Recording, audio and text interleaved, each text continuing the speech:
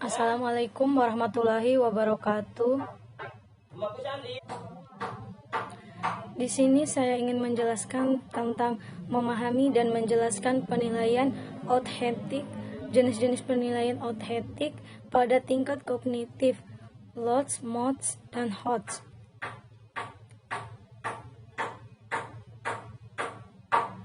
Penilaian autentik, penilaian yang dilakukan secara bermakna, menyeluruh, berkesinambungan, dan berlandaskan pada kurikulum 2013 dengan dasar Pendikbud nomor 66 tahun 2013 tentang standar penilaian pendidikan, yaitu penilaian autentik. Pada kegiatan pembelajaran matematika, penilaian secara autentik dapat memberikan informasi yang banyak dari pencapaian hasil belajar siswa secara terperinci. Penilaian autentik atau authentic assessment menurut Pusat Kurikulum 2009 merupakan proses serangkaian kegiatan pengumpulan data, pelaporan informasi yang menjelaskan perolehan hasil pembelajaran siswa dengan menerapkan prinsip-prinsip penilaian, pelaksanaan berkelanjutan, bukti-bukti yang nyata atau autentik, akurat, dan konsisten sebagai akuntabilitas publik. Prinsip-prinsip yang digunakan dalam penilaian autentik menurut Hendriana dan Soe Marmo meliputi beberapa hal, diantaranya sebagai berikut. A. Mengidentifikasi apa yang telah diketahui dan dipahami oleh siswa. B. Menggali kembali kemampuan siswa dapat berpikir matematis. C. Harus bersifat praktis. D. Proses penilaian tidak dapat terpisahkan dari proses pembelajaran. E. Penilaian harus mendeskripsikan masalah nyata. F. Penilaian harus menggunakan berbagai ukuran, metode, dan kriteria yang sesuai dengan ciri khas dan esensi pengalaman belajar siswa. G. Penilaian harus bersifat holistik yang mencakup semua aspek dari tujuan pembelajaran, baik kognitif, afektif, maupun psikomotorik. Jenis-jenis penilaian autentik. 1. Teknik dan instrumen pada penilaian kompetensi pengetahuan atau kognitif. Ranah kognitif mencakup kemampuan berpikir, yaitu berkenaan dengan pengalaman pengetahuan, perkembangan pengetahuan, dan keterampilan intelektual atau akal, sehingga bisa disimpulkan ranah kognitif merupakan sentral yang mempunyai peran penting dalam pengembangan kurikulum dan pengembangan evaluasi pembelajaran. 2. Teknik dan instrumen pada penilaian kompetensi sikap atau afektif. Ranah afektif mencakup hal-hal yang berhubungan dengan sikap atau attitude sebagai manifestasi dari minat atau investor, motivasi atau motivation, kecemasan, kegelisahan, apresiasi perasaan, penyesuaian diri. 3. Teknik dan instrumen pada penilaian kompetensi keterampilan atau psikomotorik. Perkembangan ranah psikomotorik ini dimulai dari gerakan sederhana sampai pada gerakan yang kompleks, yaitu gerakan refleks, gerakan sadar, gerakan keterampilan, dan gerakan komunikasi.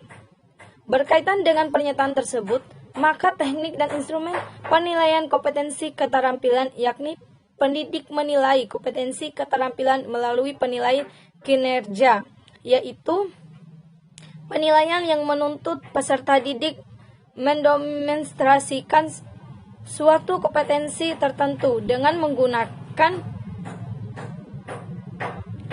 tes praktik, proyek, dan penilaian portofolio. Instrumen yang digunakan berupa daftar cek atau skala penilaian yang dilengkapi rubrik.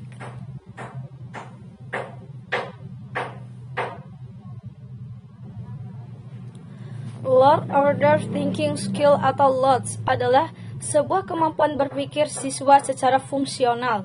Biasanya, siswa yang menerapkan metode LOTS akan mendapatkan informasi atau materi belajar dengan cara menyalin, meniru, menghafal, mengingat, dan mengikuti arahan-arahan dari orang lain. Contohnya, rangkuman belajar kamu menyalin dari teman. Kamu hanya belajar sesuai dengan arahan guru di sekolah, belajar dengan cara menghafal, dan sebagainya. Cara belajar seperti menjadi kurang efektif karena kamu hanya tahu materi yang kamu pelajari saja, tetapi tidak paham konsep dan penerapan seperti apa.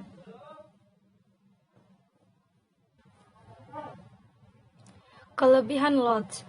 1.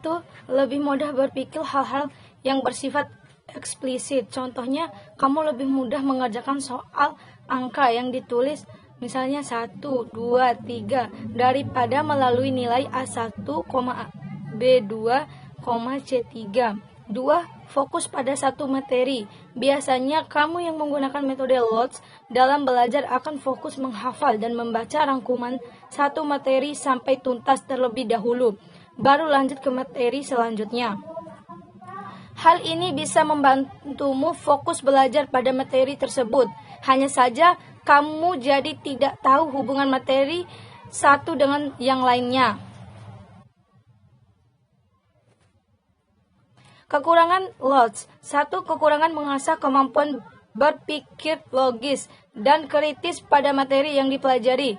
2. Kemampuan kognitif dan penalaran kamu sulit berkembang. Itu karena kamu kurang mengeksplorasi pemikiran kamu terhadap materi yang dipelajari. Kamu cenderung belajar materi dari yang sudah ditetapkan saja.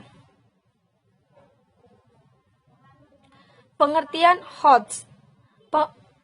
Pengertian HOTS merupakan sebuah konsep pendidikan yang didasarkan pada taksonomi Bloom. Taksonomi Bloom adalah kerangka yang membagi tujuan pendidikan menjadi beberapa kelompok. Berdasarkan taksonomi Bloom, dalam mempelajari suatu topik ada beberapa tingkatan. Kemampuan berpikir melalui dari tingkat rendah atau low order thinking skill disingkat dengan LOTS sampai tingkat tinggi atau HOTS. Dari namanya saja, pembelajaran HOTS tentunya memerlukan kemampuan berpikir lebih daripada soal LOTS. Brockhart menyatakan bahwa LOTS berkaitan dengan 3 hal, yaitu transfer berpikir kritis dan pemecahan masalah. Transfer merupakan kemampuan siswa memanfaatkan apa yang telah dipelajari dalam kehidupan. Berpikir kritis dimaksudkan sebagai berpikir rasional dan relatif serta difokuskan pada pengambilan keputusan untuk mempercayai serta melakukan sesuatu atau tidak. Pemecahan masalah merupakan kemampuan siswa memanfaatkan apa yang telah dimiliki untuk memecahkan permasalahan yang belum atau sebelumnya ditemukan atau tidak rutin. Demikian penjelasan dari saya. Lebih dan kurangnya saya mohon maaf. Wassalamualaikum warahmatullahi wabarakatuh.